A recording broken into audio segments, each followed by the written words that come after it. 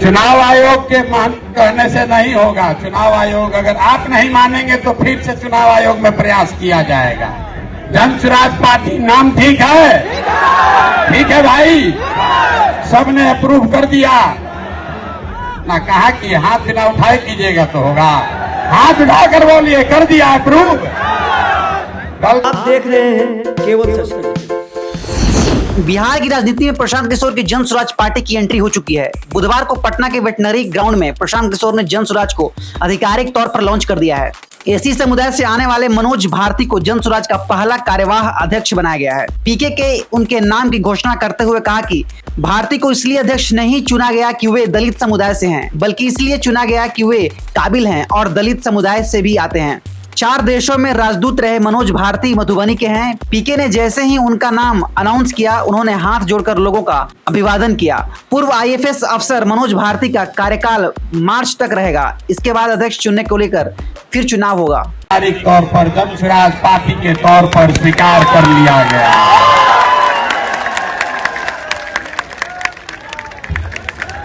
नाम ठीक है? चुनाव आयोग के कहने से नहीं होगा। चुनाव आयोग अगर आप नहीं मानेंगे तो फिर से चुनाव आयोग में प्रयास किया जाएगा। जन स्वराज पार्टी नाम ठीक है? ठीक है भाई, सबने अप्रूव कर दिया ना। कहा कि हाथ बिना उठाए कीजिएगा तो होगा।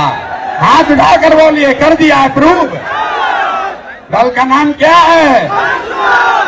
दल का नाम क्या है? अब आपका परिचय भी कराना है। आज बहुत लोग बैठेगा अपने आप को जो राजनीति का विशेषज्ञ बताता है। बोले हमारे पत्रकार बंधु लोग बैठे हैं, ये पूछेगा कि अगड़े आए थे कि पिछड़े आए थे, दलित आए थे, हिंदू आए थे कि मुसलमान आए थे।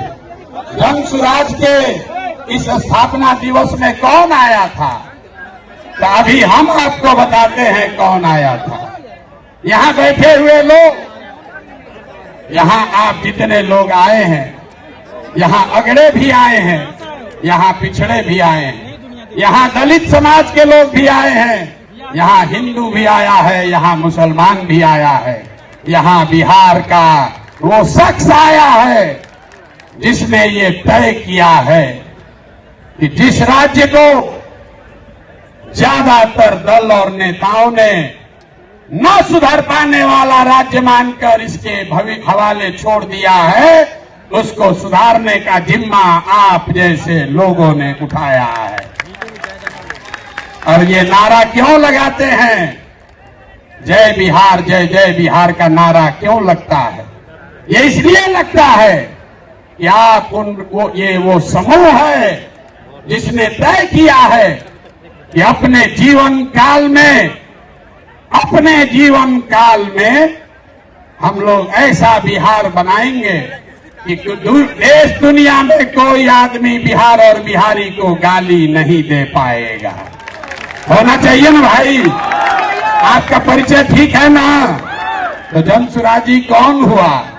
जो चाहता है कि बिहार का पुराना गौरव, ये ज्ञान की भूमि, लोकतंत्र की जननी, आपके हमारे माँ बाप और पूर्वजों की इस जमीन को का जो गौरव वापस लाने के लिए संकल्पित लोग हैं, ये उनकी सभा है।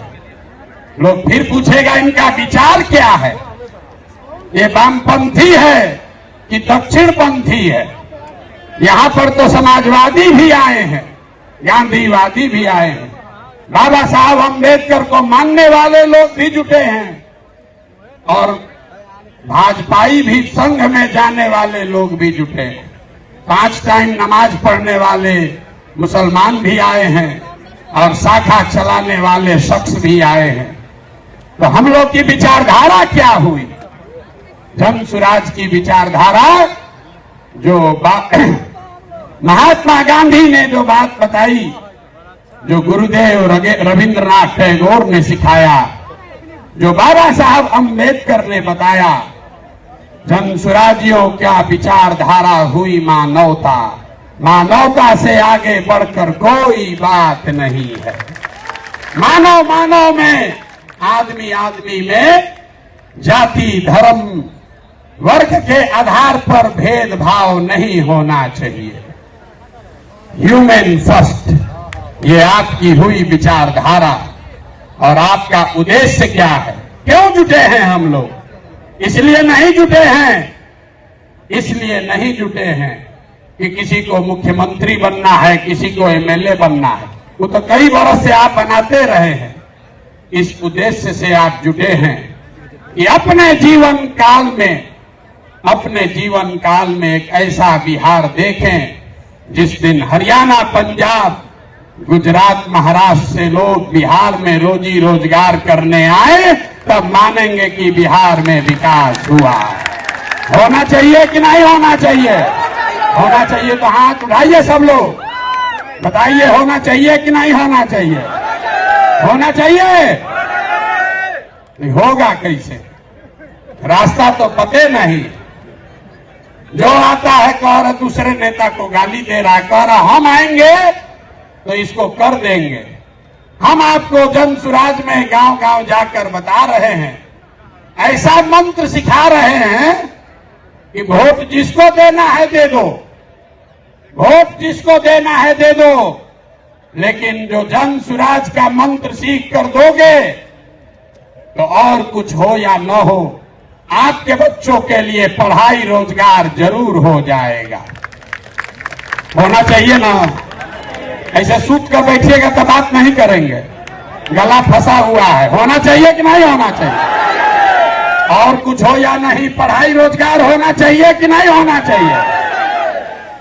कैसे होगा? ये प्रश्न है।